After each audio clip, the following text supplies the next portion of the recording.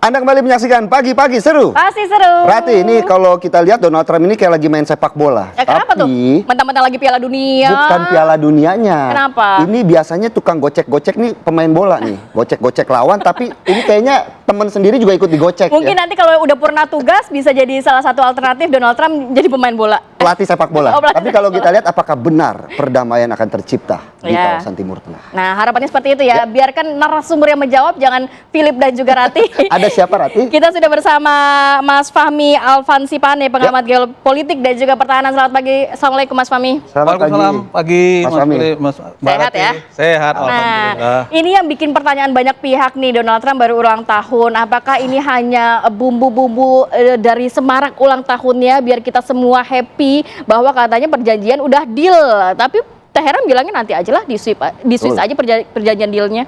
Oke, saya mulai dengan pantun lagi ya. Cakep. Oke. Saya dengar nama Mas Fahmi itu selalu pantun, Pak. Pantunnya udah siap nih Emang, ya. emang jarang dibilang cakep. Selalu ngasih pantun. Sering-sering kasih pantun bilang cakep ya. Oke, silakan. Mencari nanas ke Prabu Mulih. Cakep. Nanas dicari, besar manis dan menyegarkan. Cakep. Jika ingin perekonomian dunia pulih, Cakep. perundingan Iran-Amerika harus dituntaskan. Wih, harus segera dituntaskan. Tuntas Benar nggak nih sebenarnya? Jadi memang kan rencana Trump itu dia ingin memberikan kado ulang tahun pada dirinya sendiri. Kadonya Jadi buat dia yang dirinya ulang sendiri. tahun, dia yang kasih kado, dia beli Untuk kado. dirinya gitu sendiri. ya. Makanya dia berusaha agar tanggal 14 Juni itu ada pengumuman MOU sekaligus penandatanganan. Bahkan sudah disiapkan penandatanganan virtual ya, termasuk oleh Iran dengan MBG-nya itu ya. Muhammad Bakir Ghalibaf ya.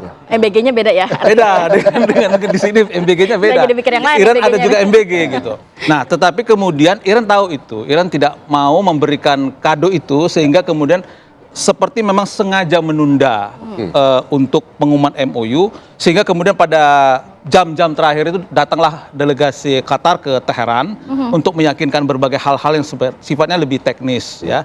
Nah, akhirnya tetapi dapat juga dikit ya kredit poin bagi Trump, dia masih bisa mengumumkan ada finalisasi draft MOU itu pada saat masih tanggal 14 Juni di Amerika, meskipun di benua Asia dan Eropa itu sudah tanggal 15 Juni kan, 15 Juni pagi. Nah, nanti rencananya penandatanganan ini akan dilakukan di Switzerland tanggal 19 Juni hari Jumat. Nah, ini justru yang membuat masih banyak dinamika yang mungkin terjadi antara Senin dan Jumat.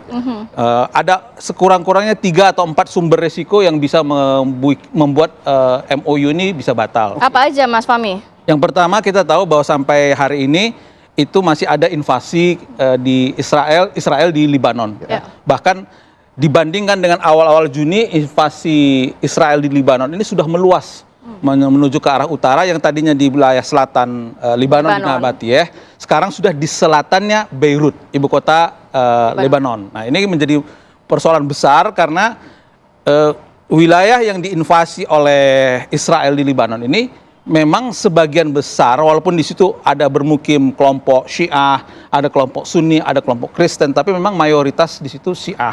Otomatis mereka memang menjadi wilayah dari katakanlah konstituennya Iran ya, atau konstituennya Hizbullah. Nah, ini menjadi sumber risiko yang pertama karena tidak ada kesepakatan. Israel sudah menyatakan kami tidak terikat dengan rencana MOU itu. Itu yang pertama. Yang kedua adalah kita tahu meskipun dari draft yang muncul itu kelihatan ada upaya untuk tidak lagi memberlakukan sanksi ekonomi yang baru kepada Iran, tetapi kan itu tidak berarti sanksi ekonomi yang sudah ada itu akan dicabut. Belum tentu. Tidak ada kesepakatan seperti itu. Dan bahkan ada sanksi terkait dengan yang disebut dengan SDN list, Special Designated National List, itu kepada entitas atau orang, perorangan, lembaga negara, perusahaan yang terkait dengan terorisme. Nah, dalam hal ini karena dalam konteks hukum Amerika bahwa Garda Revolusi Iran itu masih termasuk atau tergolong FTO, Organisasi Teroris Internasional, maka ketika Iran membentuk PGSA, Persian Gulf Strait Authority, itu dia menyatakan bahwa ini organisasi terkait dengan Garda Revolusi, sehingga kemudian masuk ke dalam daftar sanksi terkait terorisme itu. Nah, problemnya kan ada salah satu isu terkait dengan pembukaan kembali Selat Hormuz.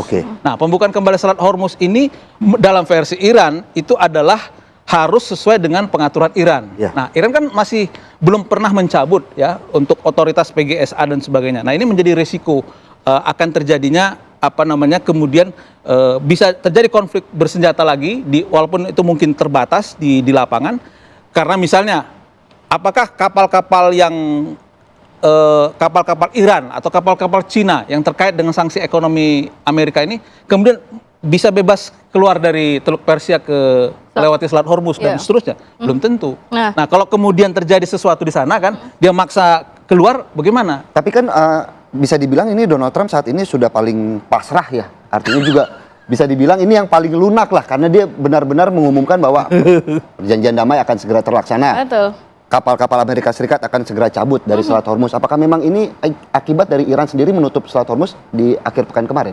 Jadi sebenarnya ini karena blundernya Amerika ya. Andaikan waktu tanggal 25 Mei waktu yang lalu itu tidak mau mengikuti bujuk rayu dari Netanyahu, mungkin Amerika sudah deal dan lebih memenangkan situasi. Sekarang kan jadi semakin repot karena yang tadinya misalnya ya dalam urusan 25 Mei itu belum ada isu atau risiko terkait Lebanon, sekarang sudah sangat kuat kan. Jadi apakah problemnya kan begini, ini masih belum clear betul ya. Saya sudah telusuri. Misalnya Israel melakukan serangan dari hari Senin ke Jumat ini, ada 1 atau 2 serangan, kemudian menghantam katakanlah tokoh Hizbullah, atau dia kemudian terus membombardir Beirut, bukan lagi Lebanon, Beirutnya sudah ibu kota Lebanon. Nah, kemudian apa yang akan dilakukan oleh Amerika? Apakah Amerika akan mendiamkan diri atau apakah Iran akan berdiam juga? Tapi kan memang untuk Iran sendiri ini kan harga mati. Jangan lagi ada serangan kepada Lebanon. Tapi apakah itu yang juga masuk dalam poin-poin draft? Karena baru-baru ini, Mas Fahmi, media Amerika Serikat Axios mengungkapkan detail mengenai draft kesepakatan damai antara Washington dan juga Teheran yang sebenarnya ini diklaim dapat mengakhiri permusuhan antara keduanya. Betul, itu benar karena ini pertama ini MOU ya, bukan perjanjian. Tapi tahan dulu Mas, karena ini memang kesepakatan yang disebutkan ini disebut tercapai pada Rabu malam setelah negosiasi panjang yang memang sudah dimediasi oleh Qatar. Dalam pembicaraan di Teheran, utusan Qatar Ali Al-Tahwadi dikabarkan ini berulang kali berkomunikasi dengan utusan Presiden Donald Trump, Steve Witkoff dan juga Jared Kushner. Jadi menurut laporan tersebut pemirsa, pihak Iran telah memberikan persetujuan di tingkat tinggi meski memang sebelumnya belum jelas apakah pemimpin tertinggi Iran Mojtaba Khamenei telah memberikan restunya. Ya, memang kalau terkait tadi ada pemberitaan mengenai adanya demo demo di Iran gitu menentang itu, memang itu kelihatannya terkonfirmasi ya bahwa ada perbedaan pendapat di Iran, di antara faksi-faksi Iran dari pernyataan atau tweet dari Presiden Iran Masoud Pezeshkian, bahwa dia menyatakan bahwa kira-kira ya sangat disayangkan bahwa ketika ada orang yang sedang melakukan sesuatu untuk kepentingan bangsa dan negara lalu dituduh sebagai pengkhianat. Nah, ini sesuatu yang menurut saya secara implisit menyatakan bahwa memang ada perbedaan pendapat yang sangat tajam di antara faksi-faksi Iran. Apalagi kan kita lihat Mojtaba Khamenei ini belum pernah tampil di hadapan publik. Dia belum pernah menunjukkan bahwa dia mengendalikan Iran day to day politics, itu belum ada. Padahal ini kan situasi sudah sangat darurat, sangat genting, dan dia seharusnya kan menyampaikan paling tidak ada sebuah rekaman kepada rakyatnya lah ya.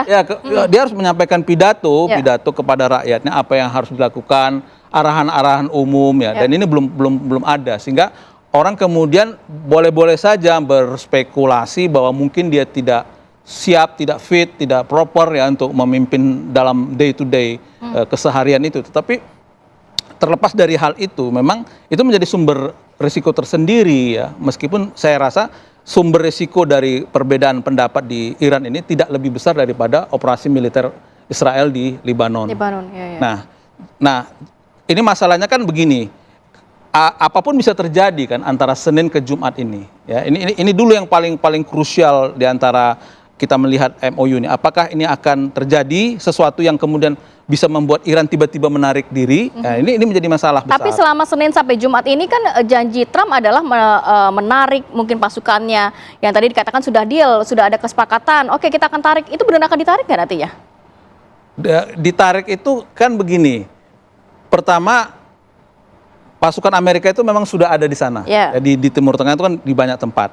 Nah, bisa saja kemudian secara simbolik Amerika memperlihatkan seolah-olah ada penarikan, tetapi kan itu hanya pergeseran saja dari satu titik ke titik lain. Jadi naruhnya Tetap 10, dikira terluk juga pindahnya 2. Kapannya masih di situ, artinya kan bisa begitu saja Mas Fahmi. Ya itu sangat bisa terjadi gitu. Oke. Sama seperti halnya Iran gitu kan. Misalnya nih Israel menyerang Lebanon kan. ya. Nah, kemudian Iran tidak menembak ke Israel, yang menembak Hezbollah kan. Iran bisa berkilah. Oh, bukan gua kok yang nembak, yang nembak Hezbollah kan.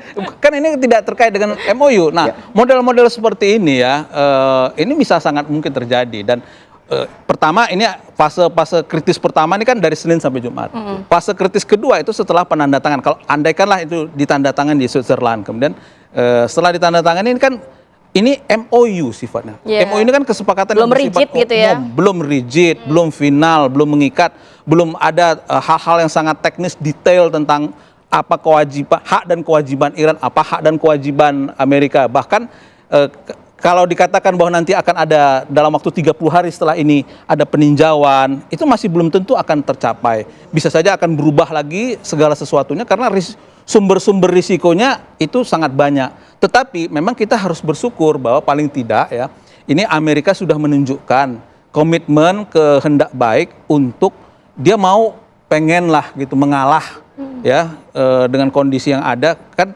Sebenarnya kan Trump itu mengancam juga pada waktu tanggal 14. Kalau nggak jadi diteken, dia akan melakukan sesuatu. Atau jangan-jangan ini salah satu strategi dari Donald Trump sebelum menandatangani perdamaian, MOU perdamaian untuk menimbulkan seperti tadi Mas Fahmi bilang, dinamika dalam negeri Iran yang saat ini mungkin terpecah belah. Mas Fahmi, sesaat lagi ya, tetap bersama kami di Pagi-Pagi Seru. Masih seru.